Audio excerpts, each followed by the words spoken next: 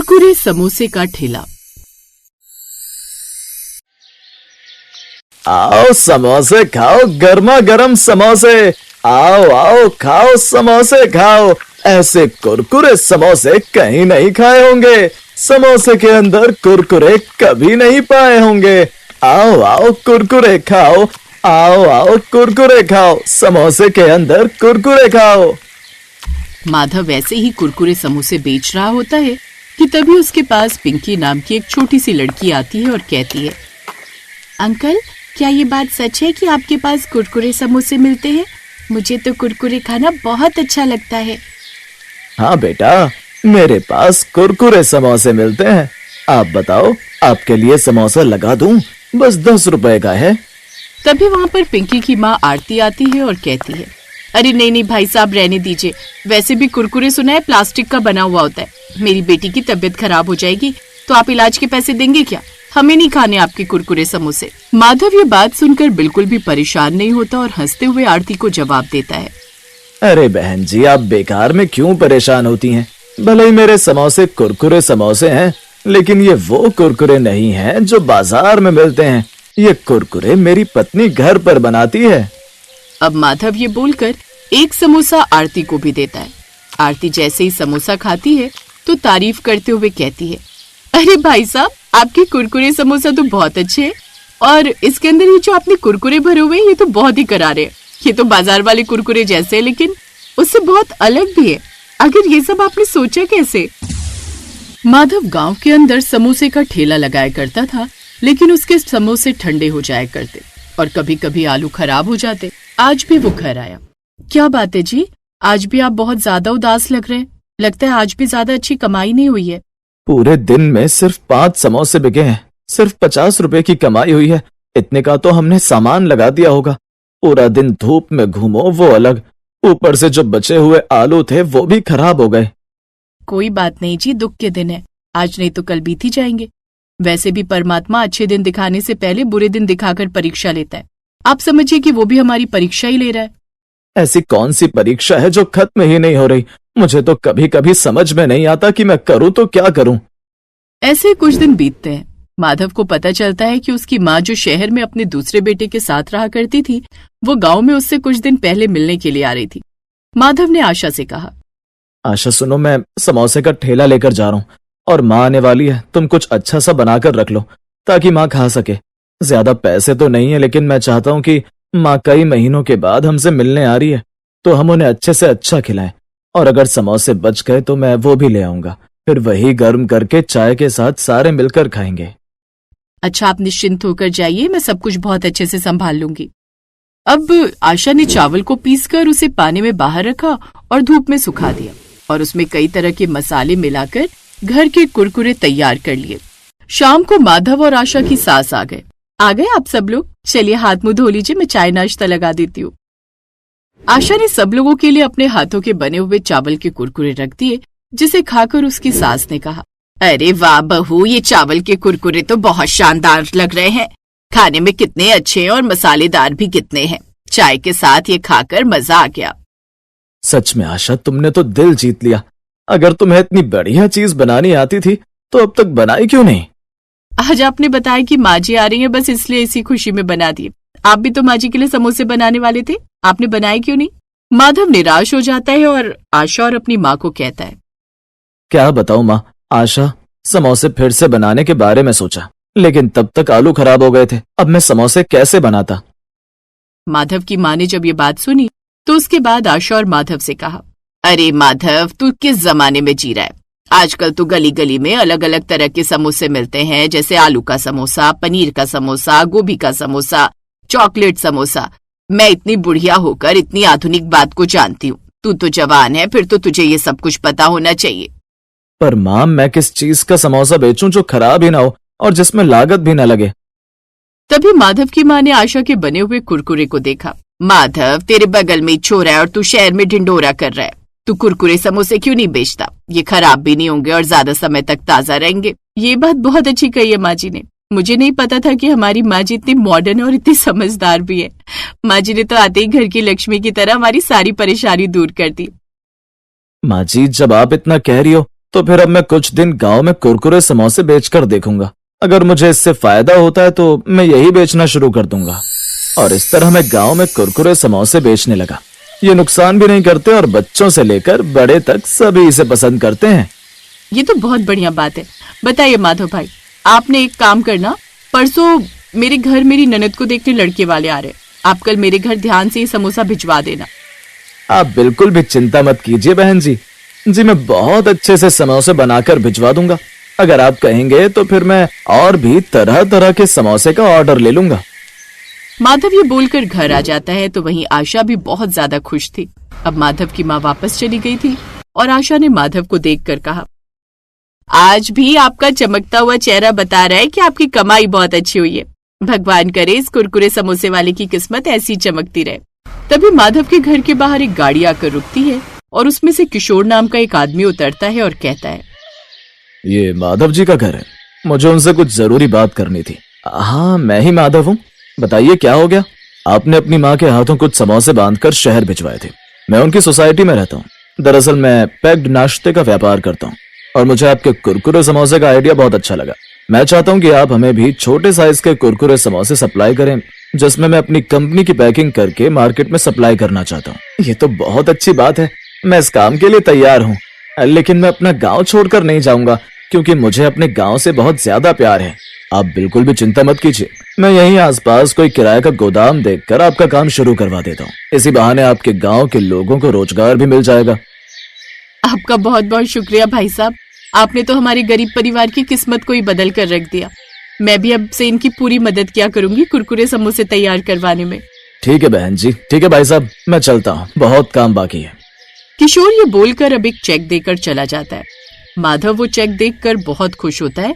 तो वहीं उस दिन के बाद उनकी किस्मत पूरी तरह बदल जाती है।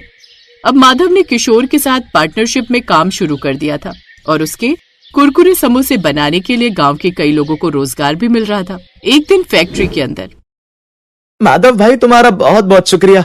तुम चाहते तो शहर जाकर अपनी किस्मत चमका सकते थे, लेकिन तुमने हम गांव वालों के बारे में सोचा और गांव के अंदर अपने कुरकुरे समोसे के इस व्यापार को शुरू किया। भाई तुम सब लोगों से ही तो मैं हूँ। जब मैं कुरकुरे समोसे बेचता था तो तुम सभी खरीद कर उसे खाते थे और मेरे घर में 2 वक्त की रोटी बन पाती थी। इसीलिए मैं तुम लोगों को कैसे भूल सकता हूँ। अभी तो हमें तरक्की की और बड़ी राह पर निकलना है। इतनी जल्दी आप धन्यवाद अदा करेंगे तो कैसे चलेगा।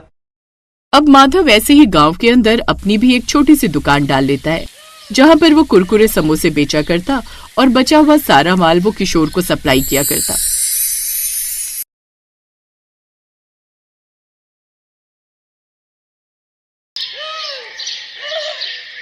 रोशनी एक गरीब परिवार से थी, जिसके पिता मेहनत मजदूरी करके घर चलाते थे। उसके परिवार में उसकी माँ और उसके बाबा थे। रोशनी गांव के ही सरकारी स्कूल में तीसरी में पढ़ती थी। एक रोज जब वो अपने स्कूल में लंच करने बैठी हुई थी तो उसने अपना टिफिन खोला, जिसमें 2 सूखी रोटी रखी हुई थी, साथ में थोड़ा सा नमक रखा हुआ था। ना तो उसके साथ अचार था और ना ही कोई सब्जी।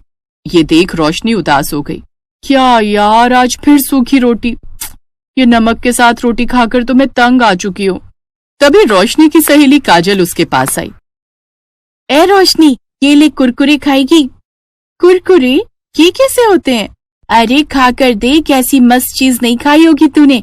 कमाल के होते हैं, ले खाकर देख। मेरे बाबा ने सुबह स्कूल आते वक्त दुकान से दिलवाए थे। काजल उसे थोड़े से कुरकुरे खाने को देती है, जिसे खाते ही रोशनी खुश हो जाती है। लेकिन वो थोड़े से ही कुरकुरे थे और उसे भूख जोरों की लगी थी, इसलिए उसने अपनी रोटी निकाली और उसके अंदर कुरकुरे भरकर उसका रोल बनाकर खाने लगी। रोशनी जैसे ही वो कुरकुरे रोटी के साथ खाती है तो उसका स्वाद उसे बड़ा ही स्वादिष्ट लगता है। वाह यार, ये तो बड़े ही कमाल की चीज है। ए सुन ना काजल, थोड़े से और दे देना। हाँ हाँ, ये ले। रोशनी ने दूसरी रोटी भी कुरकुरे के साथ खा ली।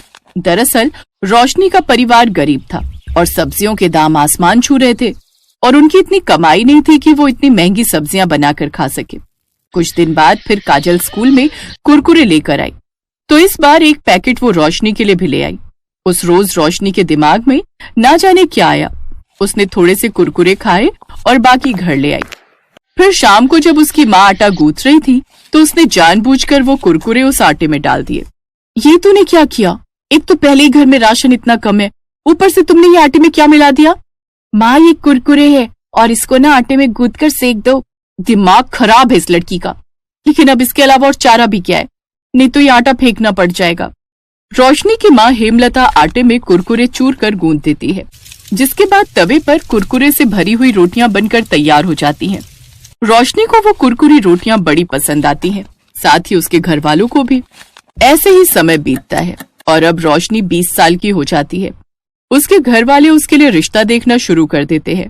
फिर एक रोज पड़ोस के गांव के प्राग नाम के लड़के से उसकी शादी हो जाती है। प्राग एक फैक्ट्री में गार्ड की नौकरी करता था। शादी के अगले दिन, बहू तू अपने कमरे में क्या कर रही है?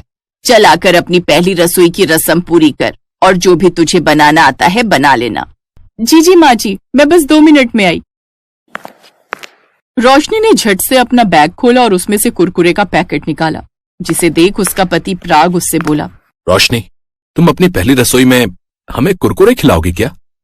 ओफो, आप चुप रहो ना। एक तो वैसे अपनी पहली रसोई को लेकर मैं इतनी घबराई हुई हूँ, और माँ जी ने कहा है ना जो भी बनाना आता होगा बना देना। इसके बाद रोशनी रसोई में जाती है और उन कुरकुरे को तोड़कर उसका चूरा कर लेती है और फिर तवे पर कुरकुरी रोटियां और साथ में आलू की तरीदार सब्जी बनाकर तैयार कर ली। शादी के बाद उसके ससुराल में उसकी बुआ सास भी अभी वहीं रुकी हुई होती हैं। वो उन सबको भी कुरकुरी रोटी और आलू की सब्जी खाने को देती है। अरे बहू, ये क्या बना डाला? अपनी पहली रसोई में तो सब कुछ अलग बनाते हैं। सबको वो कुरकुरी रोटियां बड़ी पसंद आई। ऐसे ही समय बीता और कुछ समय बाद रोशनी गर्भवती हुई। फिर 9 महीने बाद उसने एक बेटे को जन्म दिया। घर में बच्चे के आ जाने से सब बड़े ही खुश थे, लेकिन एक रोज उनकी खुशियों को किसी की नजर लग गई। एक शाम जब प्राग फैक्ट्री में ड्यूटी कर रहा था तो कुछ चोर अंदर जाने लगे, लेकिन प्राग ने उन्हें रोक दिया, जिस कारण उनमें हाथापाई हुई। चोरों ने प्राग पर चाकू से वार कर दिया।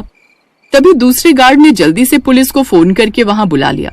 पुलिस ने चोरों को पकड़ लिया और प्राग को जल्दी से अस्पताल ले गई, जहां प्राग की जान तो बच गई, लेकिन उसे काफी चोटें आई थी, जिस कारण डॉक्टर ने उसे कुछ महीने की बेड रेस्ट के लिए बोल दिया। अब हम क्या करेंगे? अब घर का गुजारा कैसे चलेगा? माँ जी, अगर आपको बुरा न लगे तो मैं बाजार में कुरकुरी रोटी का ठेला लगाना चाहती हूँ। मुझे यकीन है मेरे हाथ की बनी कुरकुरी रोटियां सबको बड़ी पसंद आएंगी। लेकिन रोशनी, इन सब के लिए हमारे पास पैसे कहाँ से आएंगे? तुम तो जानती हो मेरी इतनी कमाई नहीं थी कि कुछ बचत कर पाता। तभी उसकी फैक्ट्री का मैनेजर वहां आता है। प्राग, जिस बहादुरी से अपनी जान पर खेलकर तुमने उन चोरों से मुकाबला किया और ईमानदारी से अपनी ड्यूटी निभाई, उसके लिए मालिक ने तुम्हें ये 50,000 का इनाम दिया है। ये सुनकर वो सभी बड़े खुश हुए। अगले दिन से कुछ पैसों से रोशनी जरूरत का सामान ले आई। अब वो उस ठेले पर कुरकुरी रोटियां बनाकर आलू की सब्जी और धनिये पुदीने की चटनी के साथ बेचने लगी। उसके ठेले पर ग्राहकों की भीड़ लगने लगी। अब तो उसके गांव के साथ साथ दूसरे गांव के लोग भी वहां आने लगे। बहुत तारीफ सुनी है तुम्हारी इस कुरकुरी रोटी की। बहुत तारीफ सुनी है तुम्हारी इस कुरकुरी रोटी की। हमें भी तो चखाओ भाई। वैसे कितने की है ये प्लेट? भाई साहब, सिर्फ 20 रुपए प्लेट। अरे वाह, इतना कम दाम। मेरे लिए लगा दो एक प्लेट। ग्राहक ने जैसे ही उसके हाथ की कुरकुरी रोटी खाई, उसका स्वाद वो भुला ना सका। अब तो जो भी एक बार उसके ठेले पर आता, वो हर बार आता। अब रोशनी की अच्छी खासी कमाई होने लगी। 4 महीने बाद प्राग भी पूरी तरह ठीक हो गया और अब उसने भी गार्ड की नौकरी छोड़ दी और रोशनी के साथ उसके ठेले पर उसका हाथ बटाने लगा और अब वो खूब पैसे कमाने लगा। Best buddies. Hello friends, thanks for watching this video. अगर आपको ये वीडियो पसंद आया है तो प्लीज लाइक, सब्सक्राइब, कमेंट्स करें इस वीडियो पर और हाँ, शेयर करना भी ना भूलें। और भी मजेदार वीडियो देखने के लिए नीचे दिए गए बेल आइकॉन को दबाएं। देखते रहिए बेस्ट बडीज।